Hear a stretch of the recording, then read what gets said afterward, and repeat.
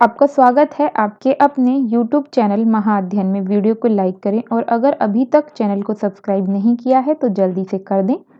आज हम करने जा रहे हैं हमारी 7वीं की कक्षाओं के लिए विज्ञान की वर्कशीट यानी कि साइंस की वर्कशीट, जिसका नंबर है 16 और आज हमारी तारीख है 25 नवंबर। आज हम उदासीनीकरण नाम की एक प्रक्रिया के बारे में जानेंगे और दरअसल ये प्रक्रिया भी नहीं, अभिक्रिया है। आज हम इस अभिक्रिया के बारे में बात करेंगे। जब अम्ल और क्षार मिल जाएं और मिलकर लवण और जल बनाएं, ऐसी होने वाली अभिक्रिया को उदासीनीकरण कहते हैं। यहाँ पर जो भी कुछ लिखा हुआ है उसका मतलब यही है जो मैं आपको बता रही हूँ। यहाँ पर लिखा है कि अम्ल और क्षारक के बीच होने वाली अभिक्रिया उदासीनीकरण कहलाती है और उदासीनीकरण की प्रक्रिया को निम्नलिखित प्रकार से दिखाया जाता है। अम्ल और क्षार को मिलाया और बन गया लवण और जल। तो अगर हम आसान शब्दों में समझें कि उदासीनीकरण की प्रक्रिया किसे कहते हैं या उदासीनीकरण की अभिक्रिया क्या है, तो उदासीनीकरण की अभिक्रिया वह अभिक्रिया है जिसमें अम्ल और क्षार के मिलने पर लवण और जल बनते हैं। जब इन दोनों के मिलने पर लवण और जल बनते हैं तब हम कहते हैं कि उदासीनीकरण अभिक्रिया हुई। और जब ये उदासीनीकरण की अभिक्रिया होती है तो कुछ ना कुछ ऊष्मा यानी कि गर्मी जरूर निकलती है। अब एक और बात जो यहाँ पर हमें ध्यान रखनी है वो ये, यहाँ पर एक सबसे पहले एक उदाहरण दिया है, पहले वो उदाहरण देख लेते हैं फिर दूसरी बातें करते हैं। यहाँ पर जो उदाहरण दिया गया है उसमें ये कहा गया है कि अभिक्रिया के दौरान, ये जो उदासीनीकरण की अभिक्रिया होती है इसके दौरान जो लवण बनेगा, हमने कहा ना एक लवण बनता है और जल बनता है, जो लवण बनेगा वो अम्ल और क्षार एक दूसरे के साथ प्रतिक्रिया करता है इसलिए बनता है। और साथ में जब सोडियम हाइड्रोक्साइड को हाइड्रोक्लोरिक एसिड के साथ मिलाते हैं, यानी कि सोडियम हाइड्रोक्साइड जो है वो क्षार है और हाइड्रोक्लोरिक एसिड, एसिड तो लिखा ही है यहाँ पे, इसका मतलब ये अम्ल है, के साथ प्रतिक्रिया करते हैं, यानी कि उदासीनीकरण की जब प्रक्रिया होती है तो जो बनता है वो बनता है सोडियम क्लोराइड और जल। तो सोडियम क्लोराइड क्या है? लवण है। यहाँ पे लिखा है नमक, नमक क्या है? लवण है। और पानी बना। तो किन किन चीजों को मिलाया था? क्षार के रूप में मिलाया था सोडियम हाइड्रोक्साइड को और अम्ल के रूप में मिलाया था हाइड्रोक्लोरिक अम्ल को। एक बात जो ध्यान रखनी है वो ये, जो मैं आपको अभी बता रही थी उदाहरण से पहले, वो ये कि जो ये लवण बनाया गया है, ये जो लवण बना है ये अम्लीय प्रकृति का है या क्षारकीय प्रकृति का है या उदासीन प्रकृति का है? तो अगर हम ये कहें कि किस प्रकृति का है तो ये किसी भी प्रकृति का हो सकता है। लवण अम्लीय भी बन सकता है क्षार और अम्ल को मिलाने पर, वो क्षारक भी बन सकता है और वो उदासीन प्रकृति का भी बन सकता है। मतलब तीनों संभावनाएं यहाँ पर रहती हैं कि जब अम्ल और क्षार मिलकर उदासीनीकरण की अभिक्रिया को करके लवण और जल बनाएंगे तो जो लवण बनता है वो अम्ल भी हो सकता है, क्षारक भी हो सकता है और उदासीन भी हो सकता है। इस पूरी वर्कशीट के इस पेज पर जो मैंने आपको यहाँ दिखाया है, बस इतनी ही बात आपको समझाई गई है। अगर कुछ समझने में दिक्कत हुई हो तो आप इसे एक बार रिवाइंड कर जरूर सुन लीजिए। वैसे मैं बहुत आराम से समझा रही हूँ, धीरे धीरे, ताकि आप आसानी से समझ सकें। अब यहाँ पर हम एक क्रियाकलाप करते हैं।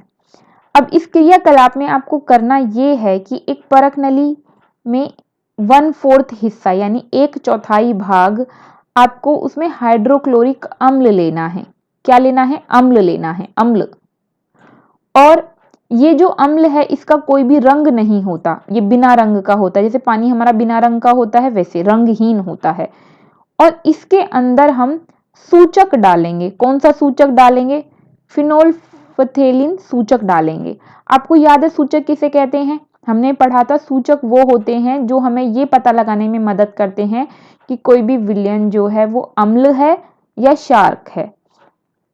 तो हम इस अम्ल के अंदर जो हमने परख नली में अम्ल लिया था उस अम्ल के अंदर हम सूचक डालेंगे जिससे हमें ये पता चल सके जो भी हम अभी पता लगाने जा रहे हैं, अभी आगे देखते हैं कि हाँ हमें ये पता चल सके कि अम्ल है या क्षारक है। तो देखिए, फिनोल्फ्थेलिन को हमने क्यों डाला, इसलिए डाला क्योंकि फिनोल्फ्थेलिन जो होता है इसका अपना कोई रंग नहीं होता। तो अगर हम रंग वाला डाल देंगे तो ऑटोमेटिकली कलर हो जाएगा, इसलिए हम ऐसा सूचक इस्तेमाल करें जिसका अपना कोई रंग नहीं है। तो हमने हाइड्रोक्लोरिक अम्ल में फिनोल्फ्थेलिन का 2-3 बूंद डाली अम्ल के अंदर, और हमने उसे धीरे से हिलाया और हमने देखा कि उसके रंग में कोई परिवर्तन नहीं आया। इसका मतलब हमारे पास जो है वो अम्ल है। हमारे पास अगर जो भी विलयन है, कोई भी विलयन हो, अगर उसका कलर नहीं बदला तो इसका मतलब है वो अम्ल है फिनोल्फ्थेलिन को डालने के बाद।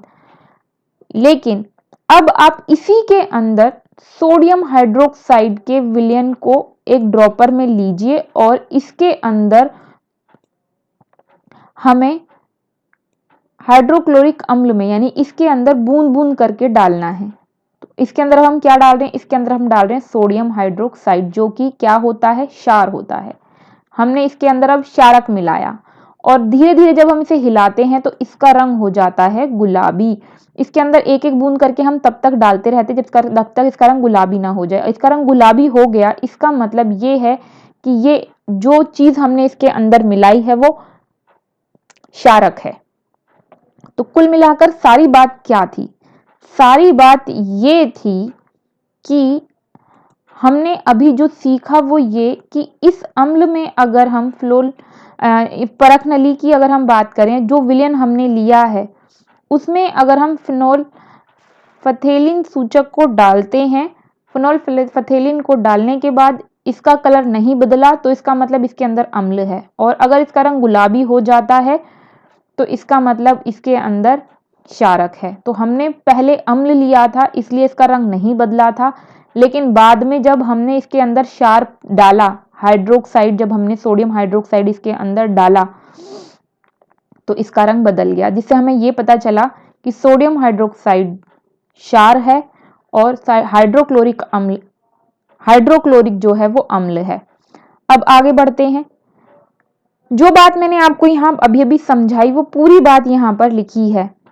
इस परिस्थिति में परख नली में लिया गया हाइड्रोक्लोरिक अम्ल पूर्ण रूप से सोडियम हाइड्रोक्साइड क्षारक द्वारा उदासीन किया जा चुका है, यानी कि उसका असर जो है वो खत्म कर दिया गया और यहाँ पे पूरी प्रक्रिया उदासीनीकरण की कंप्लीट हो गई, पूरी हो गई, जिसके बाद विलयन क्षारकीय होता है। यह स्पष्ट है कि फिनोल्फ्थेलिन गुलाबी रंग देता है अगर विलयन क्षारक है, और अगर विलयन अम्लीय होता तो यह रंगहीन रहता। वही सारी बातें जो मैंने अभी आपको समझाई हैं वही यहाँ लिखी हैं। बस यहाँ पर जो एक खास बात है वो ये कि जब भी उदासीनीकरण की अभिक्रिया होती है तो हमने पढ़ा था कि कुछ ना कुछ ऊष्मा यानी गर्मी जरूर निकलती है, और इसीलिए अगर हम परख नली को तुरंत बाद हाथ लगाते हैं तो हमें परख नली गर्म लगती है, क्योंकि हम ये बात जानते हैं कि उदासीनीकरण की प्रक्रिया में अभिक्रिया में ऊष्मा निकलती है, जिसकी वजह से परख नली गर्म हो जाती है।